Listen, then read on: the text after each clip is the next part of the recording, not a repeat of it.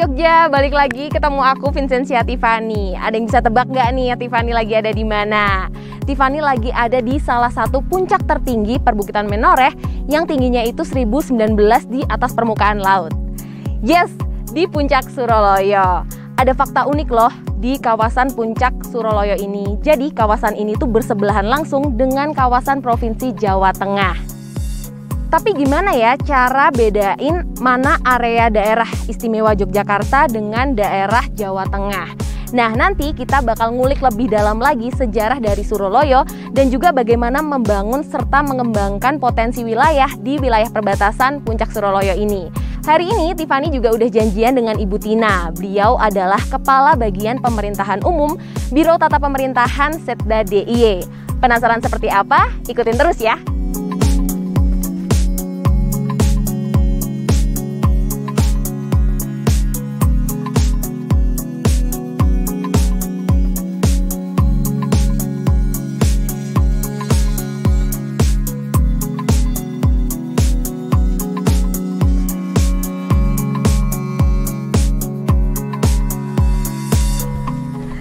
Halo Bu Tina.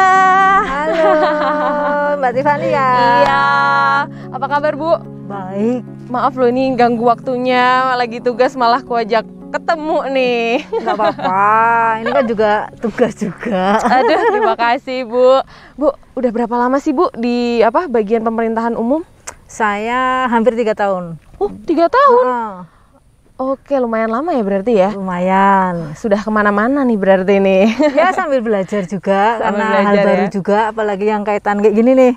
Batas-batas kayak gini. Itu yang mau ditanyain nih. Sebenarnya kalau secara garis besar, tugas dari bagian pemerintahan umum tuh apa sih Bu? Jadi di bagian pemerintahan umum itu kan ada 2 subbagian. Yang pertama namanya subbagian tata praja. Oke.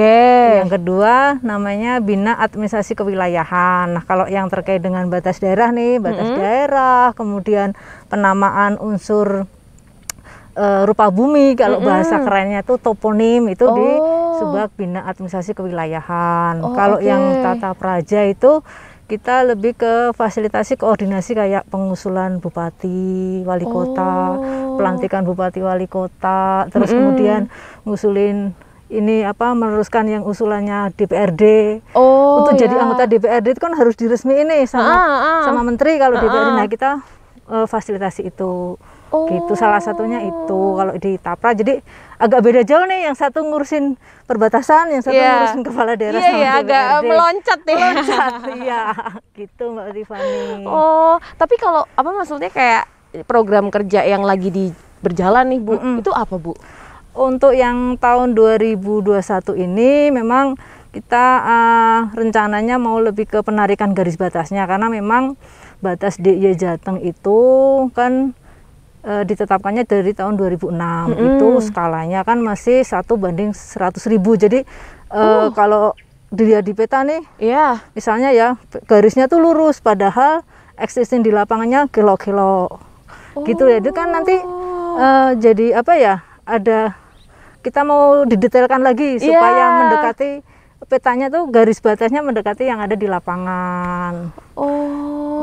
Lumayan rumit ya Bu ya, tapi ya? Lumayan. Jadi nanti koordinasi juga sama daerah yang berbatasan. Misalnya kalau ini kan Jateng DIY nih, berarti kita nanti koordinasi juga dengan Provinsi Jateng kayak gitu. Jadi berhubungan langsung juga ya Bu ya? Iya, karena namanya batas wilayah itu harus kesepakatan antara 2 daerah yang berbatasan. Bener, biar nggak ada kesalahan atau ada perselisihan sengketa, kayak gitu. Bener sih. Apalagi kalau misalnya nih Suroloyo ini kan daerah perbatasan nih. Sebenarnya secara teknis atau teorinya tuh gimana sih bedain antara wilayah Provinsi DIY sama Provinsi Jawa Tengah? Apakah patok ini nih yang jadi panutannya atau gimana Bu? Iya, ini merupakan salah satu penanda batas. Jadi intinya kalau batas daerah itu kalau bahasa regulasinya ya, itu kan pembatas wilayah administrasi pemerintahan yang berupa rangkaian titik-titik koordinat berupa permukaan bumi, titik koordinat di permukaan bumi. Jadi ada di permukaan bumi, bisa itu di gunung, kemudian di median jalan, di sungai, atau unsur buatan lainnya. Yang salah satunya pilar ini mempermudah kita, jadinya oh beloknya nanti ke kanan setelah misalnya ini namanya patok sekian. Nah, nanti di regulasinya tuh dari patok sekian mengarah ke arah mana. Kayak gitu. Agak kalau orang awam memang agak sulit ya kalau nggak tahu nih. Teknis banget soalnya. Teknis banget. Intinya bahwa kalau batas daerah untuk membedakan itu nanti lebih ke wilayah administrasinya. Jadi Pak Duko yang di bawah itu wilayah saya di sini, nanti kalau ada penduduk itu KTP-nya sini. Yang ini masuknya Jawa Tengah, berarti KTP-nya Jawa Tengah. Itu kalau terkait dengan penduduknya. Nah, nanti kalau misalnya ada investor nih, misalnya ada investor, saya mau ada investor di sini, dilalahnya dekat perbatasan. Nah, saya izinnya kemana nih? Nah, nanti dilihat petanya. Lihat lagi angkanya. Petanya di mana? Gitu ya? Iya. Ini secara administrasi Jogja. Berarti nanti izinnya kan ke Jogja kan kayak gitu. Kalau secara mudahnya lah kayak gitu. Berarti nggak melulu di puncak gini ya Bu ya? Kalau ini kan di Suroloyo nih puncak, berarti di pegunungan. Berarti bisa juga di mana, di sungai? Sungai. Ya kalau yang di Kulon Progo sama Sleman itu batasnya kan Kali Progo. Terus kan? Ada patok kayak gini juga gitu ya? Patoknya nggak pas di tengah sungai karena itu kan repot. Iya loh, nggak kelihatan juga nggak sih? Satu masangnya repot, kedua rentan kena banjir. Jadi masangnya nanti di antara sungai itu. Nanti ada, kalau di orang teknis bilang nanti ada tipe-tipenya lah, jenis-jenis pilarnya. Kalau pilar PBA, namanya PBA, pilar batas antara, itu pas di garis batas. Tapi kalau PABA, namanya pilar batas acuan, nah itu tidak pas di garis batas karena tidak mungkin dipasang di situ. Iya sih. Iya, misalnya di tengah sungai, di puncak gunung kan nggak mungkin juga, atau di tebing kayak gitu kan nggak mungkin juga. Jadi pasangnya tidak di pas garisnya, tapi garis petanya tetap di garis itu. Cuman gitu ya? pilarnya aja buat tandanya aja gitu ya. Buat tandanya aja. Oke. Terus Bu, kalau sejarahnya dari Suroloyo sendiri nih, itu seperti apa sih Bu? Kalau sejarah detailnya sih saya nggak hafal ya. Nanti sebaiknya kita nanya deh ke sini Pak Duko mungkin. Ada. Tadi kemarin saya sudah sempat sih ngobrol-ngobrol sama Pak Duko buat datang ke sini juga. Boleh sih, maksudnya pengen tahu juga gimana cara pembangunannya, pengembangan terus wilayah batas nih kayak apa, itu penasaran sih. Nah, ini ada kebetulan sini Mas Eko nih Pak Duko. Sudah datang. Ya, Halo Pak Eko. Pak Duko Keceme yang paling dekat nih dengan Suroloyo. Sehat nggak Pak? Alhamdulillah. Maaf loh ganggu waktunya ini, Mas diajak sama Bu Tina ke sini. Ini wilayahnya Pak Eko. Pasti keliling-keliling ya Pak ya? Iya, udah biasa. Udah biasa. Tadi ini Tiffany kepo gimana sih sebenarnya sejarah dari Suroloyo sendiri itu, Pak Eko bisa dijelasin mungkin? Sejarah ya? Kalau sejarah sih saya dengarnya yang cerita ya, jadi pewayangan. Jadi Suroloyo itu sebuah kahyangan, jadi tempatnya para dewa. Nah, itu yang di pewayangan. Kalau untuk sejarah yang di masyarakat, yaitu yang berkembang itu. Gitu. Cuman di kompleks Suroloyo ini ada banyak tempat-tempat yang ceritanya masuk di cerita pewayangan gitu. Ada Suroloyo, ada Sariloyo, Tegal Kepanasan, kemudian ada Sendang Kawidodaren. Itu beda-beda ya? Beda-beda. Dan itu masih di wilayah Suroloyo tapi masih, ya? Masih. Terus kalau untuk maksudnya ini kan wilayah perbatasan nih, ada langkah-langkah apa gitu mungkin yang biar bisa mengembangkan atau membangun wilayah Suroloyo ini? Itu kalau yang udah dilakukan masyarakat sini ya salah satunya melalui pengembangan wisata. Wisata? Karena Suroloyo kan puncak ya, jadi banyak view gitu ya. View-nya bagus.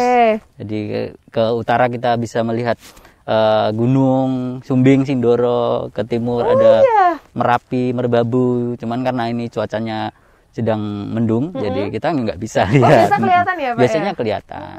Gitu. Kemudian ada juga pengembangan melalui UMKM. Jadi kalau di Suroloyo ini yang sedang kami kembangkan, ini ada produk kopi sama teh Suroloyo. Kopi sama teh, itu khas Suroloyo sih berarti? Jadi milik warga sekitar. Jadi kita kumpulkan, jadi kita olah menjadi kemasan yang sudah siap Jual seduh gitu gitu. ya. Oh, peminatnya juga cukup banyak Pak. Maksudnya Ya, untuk sampai kopi dan saat ini tehnya. lumayan. lumayan ya.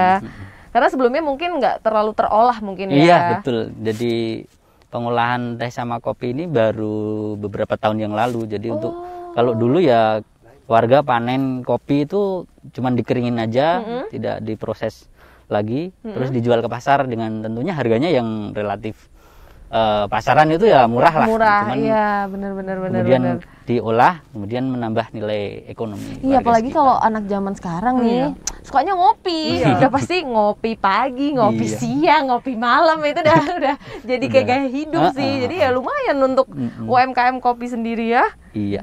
Oke. Kemudian di sini juga ada satu tempat yang mendukung Suroloyo, itu ada tempat namanya Sendang Kawidodaren tadi. Oh. Itu juga ya apa ya, yang tiap tahun di sini selalu ramai tiap satu suro. Itu kan selalu ada kegiatan namanya upacara ritual jamasan pusaka. Jadi itu dulunya jadi tiap tanggal itu Suroloyo pasti Ramai. penuh orang. Oh, Jadi nanti bisa tak ajak ke sana nanti. deket dari sini. Deket lah, sekitar berapa menit lah dari sini, nanti kita ke Oh, sana. boleh. Ketemu Mbah Juru Kuncinya. Oh, ada juga. Ada. Jadi untuk sejarah-sejarah dan apa mitos-mitos Iya, yang ada di sini Sendang nanti itu ya. bisa ketemu sama Mbah Juru Kunci. Oh, oke boleh. Bu Tina boleh nemenin Oh ikut juga. boleh, saya juga penasaran. Sejarahnya gimana? Karena ini kaitannya sama kalau kita nyebutnya toponim. Jadi Iya. sejarah tempatnya seperti apa? Iya, Misalnya betul. Suroloyo itu dari asal katanya apa? Ya. Nanti bisa nanya-nanya. Oh, bisa mungkin. tanya ke Mbak Coba siapa deh nih? nanti. Mbah Juru Kunci. Mbah Juru Nanti Kuncinya. kita ketemu Mbah Surakso Kemat. Surakso Kemat. Oh, oke. Boleh. Sekalian. Yuk, Ya, bisa. boleh. Bisa. Ngikut. Oke. Yuk.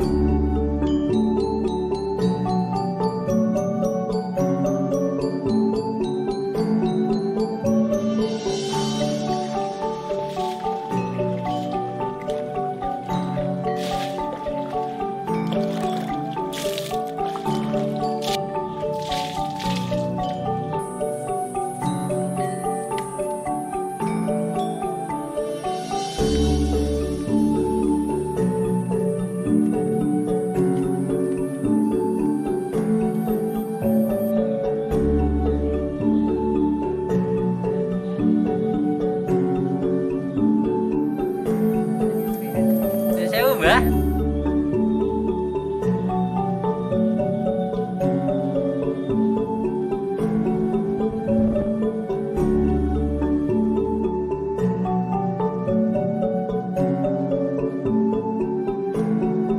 Iki ngeten, Mbah. Jadi Bu Tina kali Mbak Tiffany lagi ngobrol-ngobrol tentang Suroloyo dan Sendang Kawidodaren. Nanti niku, Mbah. Oh, injih Pak Dukuh, monggo katuran lumebet mawon Pak Dukuh. Ini Nggih, matur nuwun. Monggo.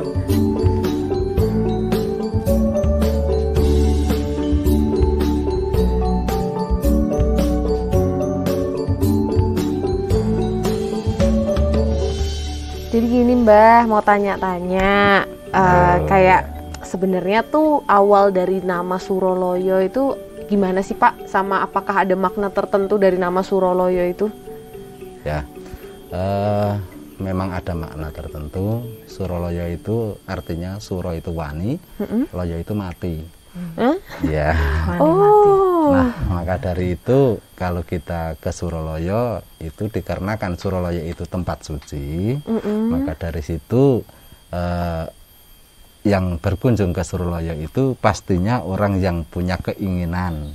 oh, atau bisa dikatakan panuwunan. Oh, nggih, ya bahasa Jawanya ya. Iya.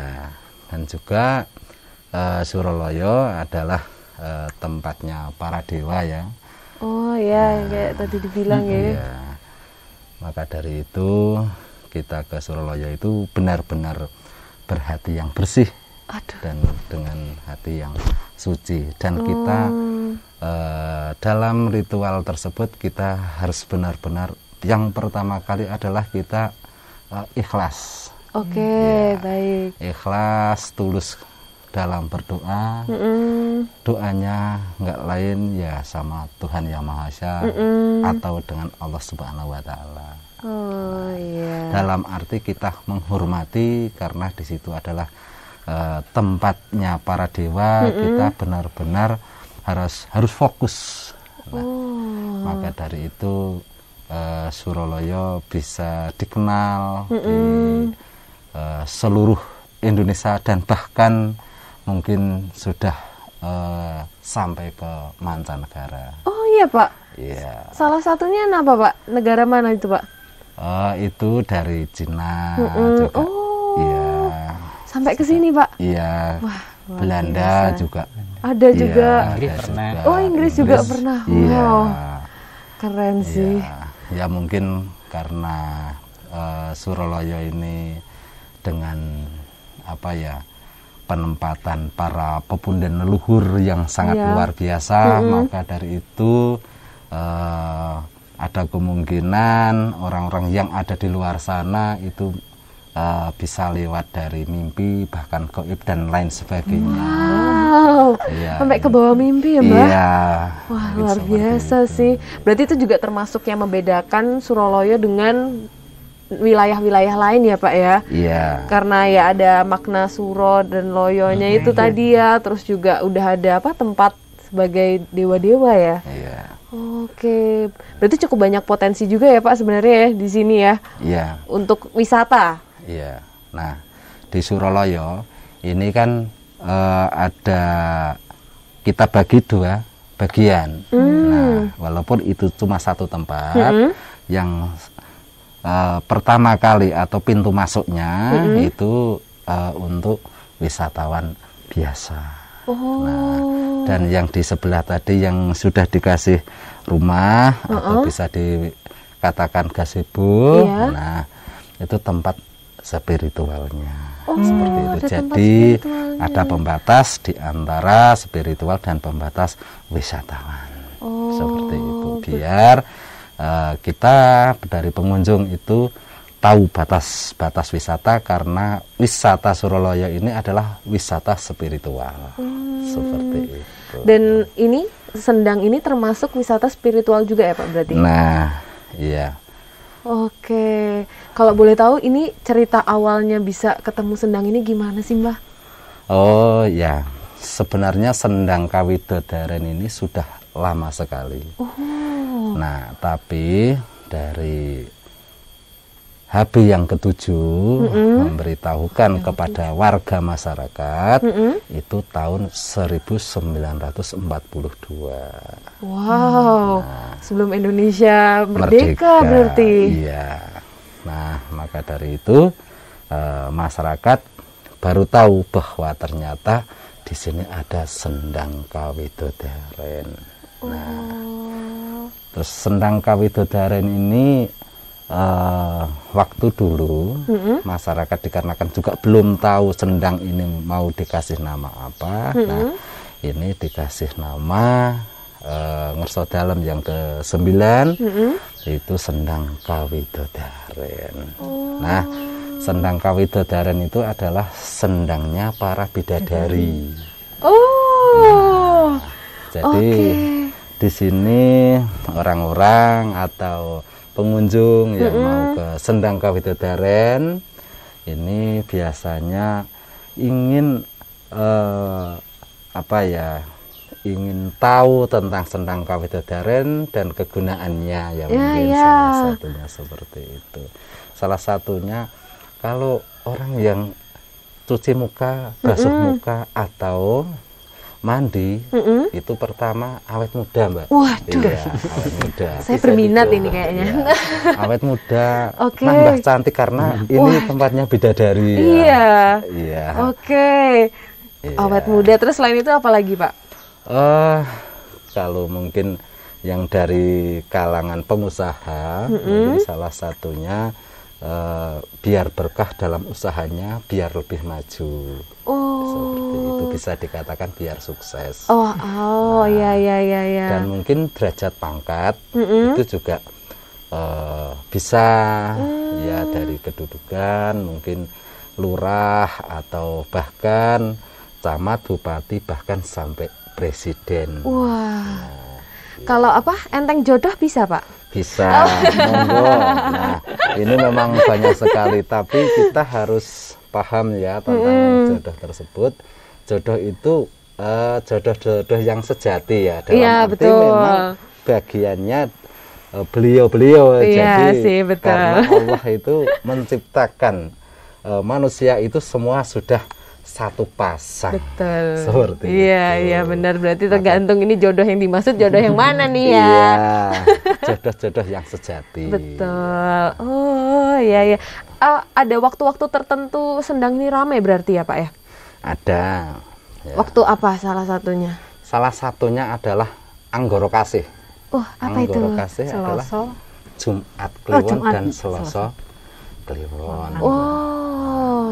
Dan juga ada perhitungan Jawa juga.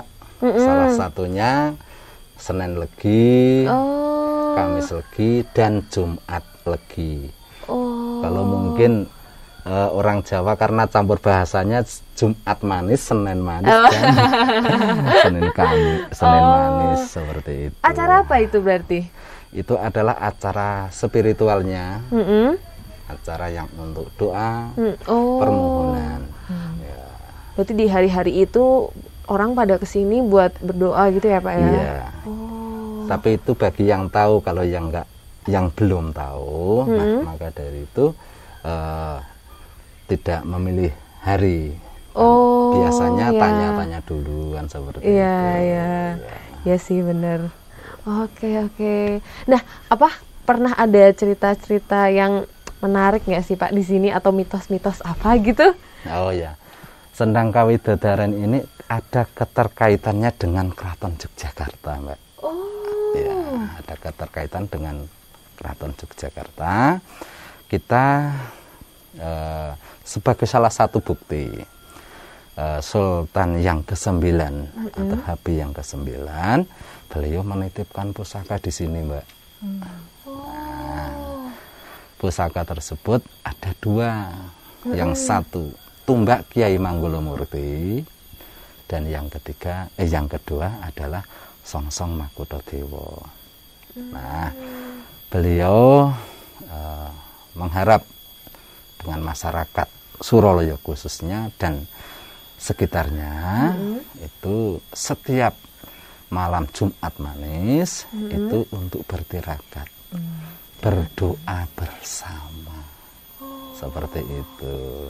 Nah, karena songsong tersebut ada makna, songsong itu adalah pengayom, karena dalam arti songsong itu untuk menanggulangi panas dan hujan. Mungkin secara lahiriahnya seperti itu. Nah, setelah itu karena 1 tahun itu Jumat Manisnya ada 10 kali, berarti setiap Jumat Manis bertirakat, terus nanti setiap setahun sekali, atau tangkap warso setunggal suro, 1 suro, itu pusaka harus dijamasi di Sendang Kawidadaran. Di sini. Iya, di sini. Jamasan pusaka itu di Sengkuyung dari pemerintah Kalurahan Gerbosari, Kapanewon Sami Galuh, Kabupaten Kulon Progo, dan juga didanai atau didukung dari dana atau dana keistimewaan. Nah, pusaka tersebut ini dalam perjalanannya dari kediamannya sampai ke sini itu semua ada laku ya. Dalam perjalanannya harus mengelilingi Pedukuhan Keceme Suralaya sini. Jadi jalannya memutar nggih Pak Dukuh. Sampai sini Mbak, sampai Sendang Kawit. Wah, lumayan panjang ya berarti ya? Lumayan itu hampir 2 kilo lah paling enggak. Iya, itu jalan kaki. Nah, setelah itu kita semua harus berpakaian Jawa semua. Peranaan itu nggih Pak. Iya, peranaan semua. Dan juga disengkuyung dari Keraton Yogyakarta. Iya. Terus setelah sampai di Sendang Kawidodaren, disinilah tempat prosesinya jamasan. Iya. Dan juga jamasan tersebut ada perlengkapannya, Mbak. Oh, ya. Apa itu Pak? Salah satunya selamatan ya. Itu adalah salah satu rangkaian jamasan pusaka, Mbak. Oh. Rangkaian jamasan pusaka, salah satunya adalah ada tumpengan. Dibawa ke sini juga? Iya, itu ada gedung pusaka. Nah, maka dari itu tumpengannya nanti dimakan bersama setelah jamasan. Oh iya. Dan juga ada gunungan ya. Gunungan? Ya. Gunungan adalah mewujudkan salah satu hasil bumi. Oh ya, yang disusun-susun itu ya. Oh ya. Disusun-susun itu mungkin ada buah-buahan, sayur, betul. Dan juga makanan pokok. Oh. Ya, beras. Di situ jagung, beras juga ada. Ya. Tapi mewujudkan gabah yang masih Mas padi. Yang itu ya masih dengan tangkainya. Iya, benar sekali Ibu. Iya. Oh gitu. Oke, kapan-kapan kalau itu boleh nggak sih ikut atau boleh, nimbrung tiap gitu? satu suro datang ke sini. Oh. Kalendernya dibuletin Mbak. Satu Muharram itu. Oh, oke. Datang ke sini ikut rebutan gunungan. Oh, boleh. Boleh. Bukan orang sini nggak apa-apa ya? Memang Boleh. itu umum. Iya. Ya cuman pas asik waktu ya. pandemi ini aja jadi. Oh iya sih, benar-benar. Jadi kemarin cuman warga lokal sini aja. Oh, asik ya. Iya. Oke, kalau gitu aku cukup sih. Udah. Udah. Beneran. Nanti kalau aku lanjut ini sampai malam kayaknya. Oke. Jadi kayaknya gitu aja Mbak. Jadi mungkin Mbak Tiffany mau melanjutkan perjalanannya. Iya. Oh ya Pak Tenun. Dukuh monggo nderekaken. Terima kasih ya Mbak. Lanjut.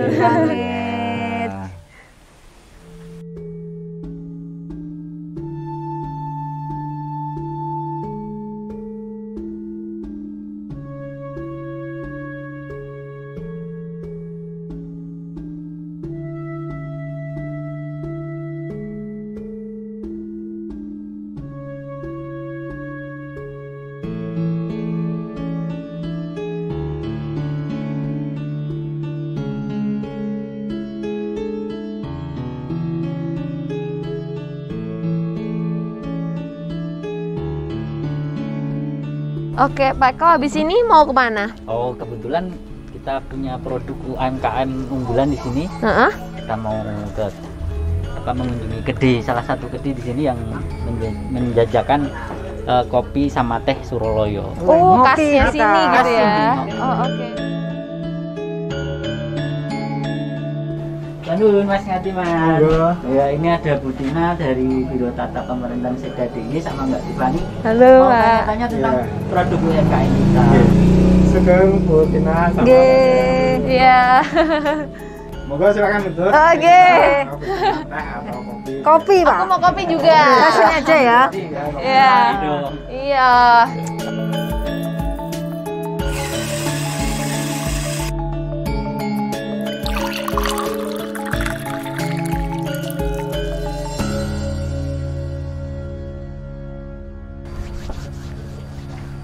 Ini Mbak. Oke, terima kasih Pak.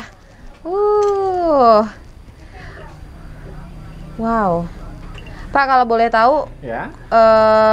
kualitas kopi dan tehnya di sini tuh seperti apa sih Pak? Untuk kualitas kopi dan teh di kawasan Suralaya ini sangat baik karena ditunjang dari keadaan alam dan juga kondisi lahan yang masih subur. Untuk ketinggian di kawasan Suralaya ini berkisar antara 1000 mdpl.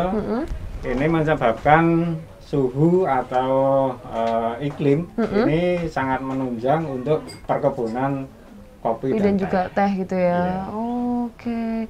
Kalau apa terus untuk jumlah petaninya sendiri, petani untuk teh dan kopi banyak Pak di sini? Untuk di kawasan ini banyak Pak. Sehingga memang komoditas kopi dan teh ini menjadi produk yang unggulan untuk di kawasan sini.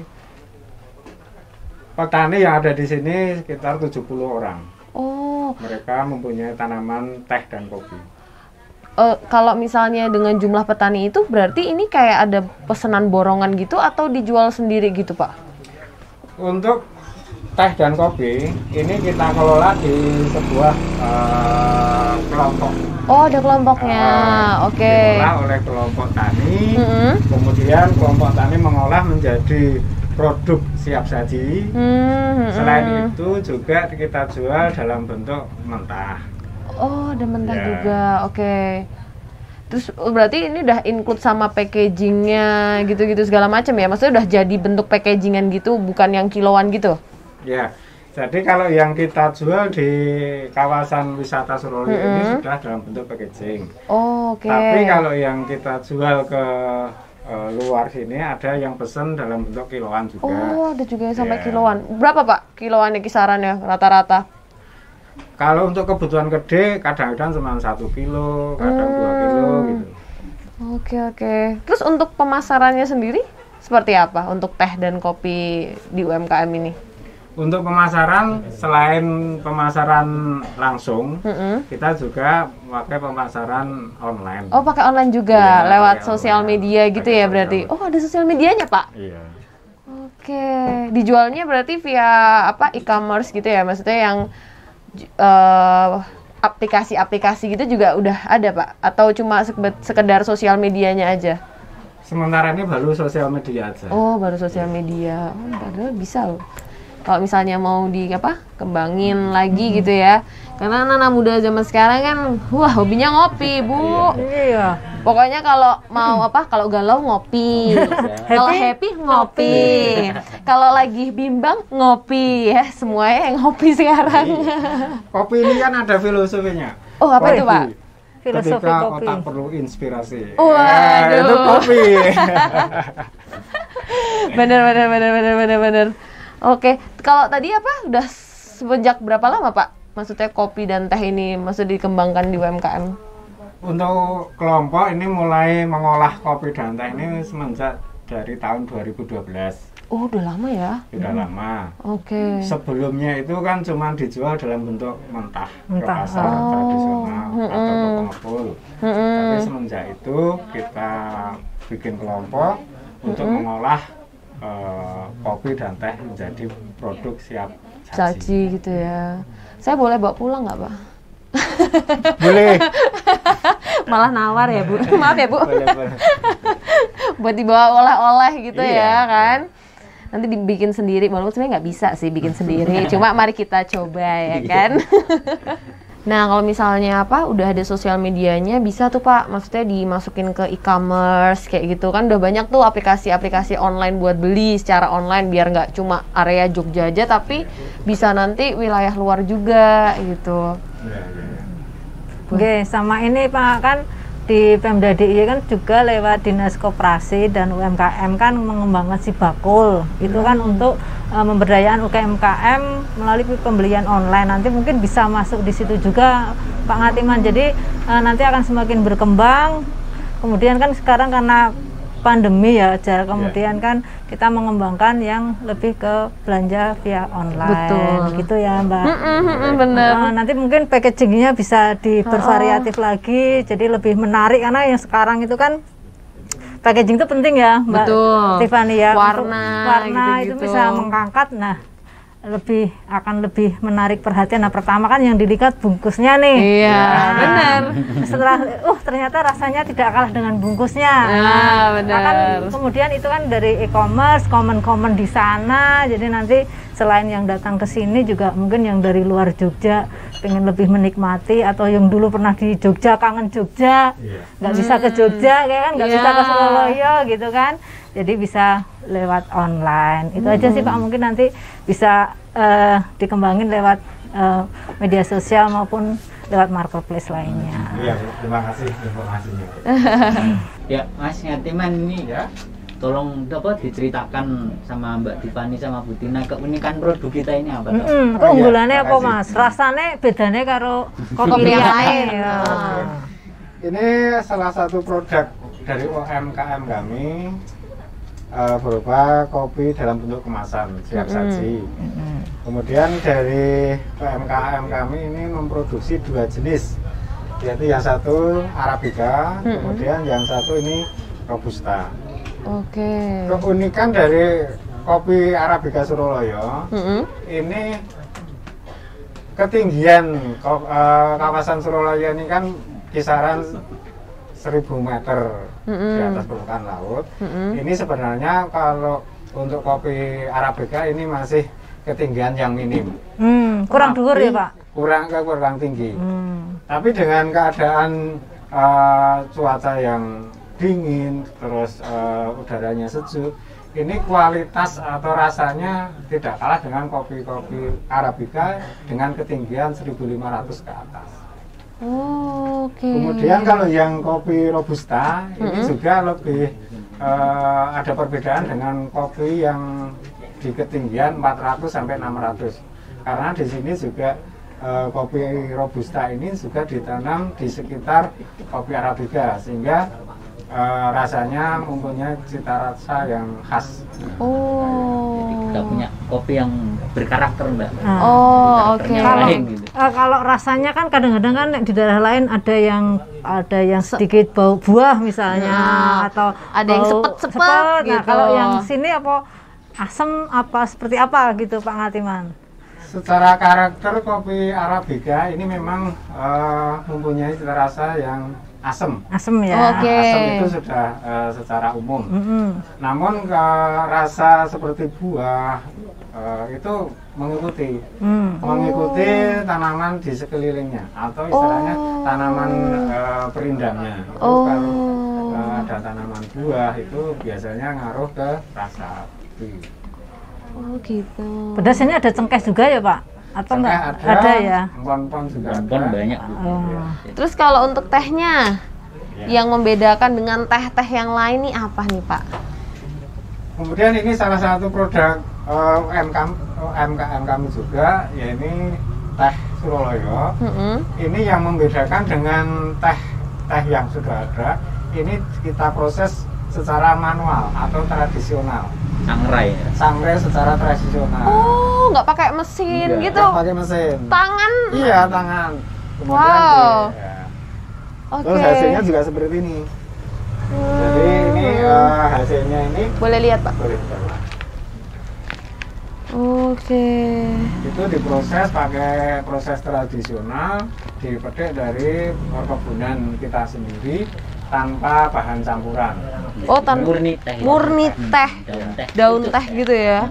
Kan ada yang hijau, ada yang hitam Pak. Itu memang jenis tanamannya beda, atau mungkin pengolahannya yang bikin beda? Kalau yang kita bikin menjadi teh hijau, itu kita petik itu yang paling pucuk. Oh, yang muda. Yang paling muda itu pucuk plus dua daun. Kemudian prosesnya juga kita rencanakan untuk menjadi teh hijau. Kemudian kalau teh hitam atau teh merah itu biasanya daun di bawahnya. Kemudian prosesnya juga pakai proses fermentasi sehingga menjadi kopi hitam. Teh hitam gitu ya. Oke, kalau gitu ini saya bawa boleh ya Pak ya? Boleh. Buat oleh-oleh. Pengen rasain teh yang manual tuh kayak apa rasanya? Apakah ada yang bedain gitu kan? Lumayan. Bayar berapa, Pak? Nanti saya ditagih loh ini sama Pak Duko. Dikasih aja. Oh, dikasih aja. Oke. Nanti ya, kalau udah testimoni. Iya, di review. Biar makin berkembang. Betul. Oke deh kalau gitu. Ya udah sore ya Bu ya.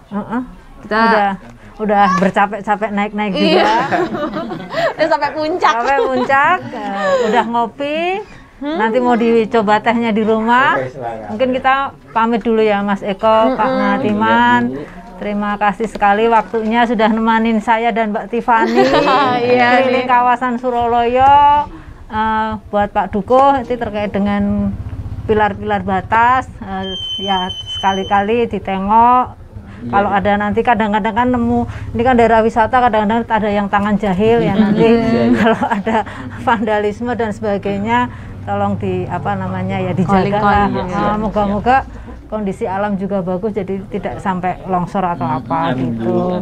Buat Pak Ngatiman sukses deh, semakin berkembang UMKM-nya, nanti semakin variatif. Marketingnya juga kita sudah bisa pakai online, nanti semoga makin maju lah pokoknya. Amin. Ya. Terima kasih Bu Dina, Mbak Tiffany sudah berkunjung ke kedai kami untuk mengetahui beberapa hal tentang produk kami. Terima kasih sekali. Iya, sehat-sehat ya Pak ya. Mau ikut? Aku nginep kok. Oh, nginep sini ya? Nginep sini, nemenin patung. Ya udah kalau gitu kita mau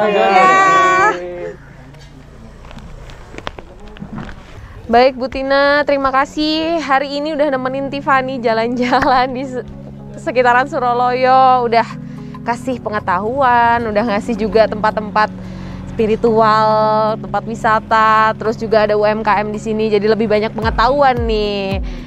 Maaf ya kalau ganggu waktunya nih.